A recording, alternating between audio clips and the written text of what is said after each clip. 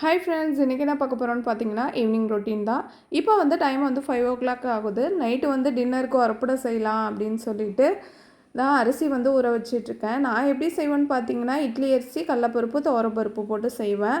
இந்த உரப்படோட ஒரு காயும் சேர்த்து தான் இன்றைக்கி வந்து செய்ய போகிறேன். டேஸ்ட் வந்து சூப்பராக இருக்கும். வீடியோ வந்து ஸ்கிப் பண்ணாமல் பாருங்கள். நான் வந்து இடையில வந்து என்ன காயின்ட்டு சொல்கிறேன். உரப்படைக்கு மாவுலாம் வந்து ஊற வச்சுட்டேன். ஊற வச்சுட்டு அப்படியே போய் சாமி வந்து கும்பிட்லான்னு சொல்லிட்டு போயிட்டேன். சாமிக்கு வந்து விளக்கேற்றிட்டு சாமி வந்து கும்பிட்டுட்டு அப்படியே வந்து பசங்களுக்கு வந்து சொல்லிக் கொடுக்க வந்து போயிட்டேன். ஏன்னா மந்த்லி எக்ஸாம் வந்து ஸ்டார்ட் பண்ணிட்டாங்கள்ல, அதனால தான். அப்படியே வந்து உட்காந்துட்டு காய் அரிஞ்சிட்டே பசங்களுக்கும் வந்து சொல்லி கொடுத்துட்டே வெங்காயம் அப்புறம் சட்னிக்கு தேவையான தேங்காய் எல்லாமே செஞ்சுட்டேன். ஒரே நேரத்துலேயே உட்காந்து காயெல்லாம் வந்து நம்ம அரைஞ்சிட்டோன்னா நம்ம செய்கிறதுக்கு ரொம்ப ஈஸியாக இருக்கும். நான் எப்பயுமே இப்படி தான் செய்வேன். அரிசியும் வந்து ஊறிட்டு இப்போ அரிசி, பட்டை மிளகா, பெருஞ்சீரகம், தேவையான அளவு உப்பு சேர்த்து கொரகொரப்பாக வந்து அரைச்சி எடுத்துக்கணும். அடைக்கு வந்து ரொம்ப நேவாக அரைச்சிடாதீங்க. கொரகொரப்பாக அரைச்சா டேஸ்ட் வந்து சூப்பராக இருக்கும். கண்டிப்பாக வந்து ட்ரை பண்ணி பாருங்கள்.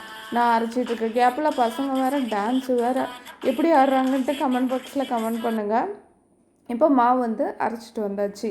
இப்போ அந்த அடை மாவோட சின்ன வெங்காயம், கருவேப்பிலை வந்து சேர்த்துட்டு அது கூடயே இதோ காய் சேர்க்குறேன் பாருங்கள். இது என்ன காயின்னு பார்த்தீங்கன்னா பரங்கிக்காய் வந்து பிஞ்சாக இருக்கும்ல, அந்த ஸ்டேஜில் உள்ளது. அதை வந்து சீவிட்டு சேர்த்துக்கணும். நீங்கள் இதே மாதிரி செஞ்சுருக்கீங்களான்னு கமெண்ட் பாக்ஸில் கமெண்ட் பண்ணுங்கள். எல்லாத்தையும் வந்து நல்லா வந்து ஒன்றா மிக்ஸ் பண்ணிவிட்டு தோசைக்கல்லை வந்து சூடு பண்ணி அடையை வந்து ஊற்றிக்க வேண்டியதான். ஊற்றிட்டு தேவையான அளவு எண்ணெய் ஊற்றி ஒரு சைடு வெந்தோடனே நம்ம அடுத்த சைடு வந்து திருப்பி போட்டுக்கலாம். 2 சைடும் நல்லா ப்ரௌனிஷாக வெந்துட்டால் சூப்பராக வந்து அடை வந்து ரெடி ஆகிடும். இதுக்கு வந்து காம்பினேஷனாக தேங்காய் சட்னி இல்லை இட்லி சாம்பார் கூட வச்சு சாப்பிட்லாம். டேஸ்ட் வந்து வேறு லெவலாக இருக்கும். கண்டிப்பாக வந்து ட்ரை பண்ணி பாருங்கள். இந்த வீடியோ பிடிச்சிருந்தா குட்டியாக ஒரு லைக் போடுங்க. சேனலை ரெகுலராக பாருங்கள் ஃப்ரெண்ட்ஸ். சப்போர்ட் பண்ணுங்கள். தேங்க்யூ. Bye friends.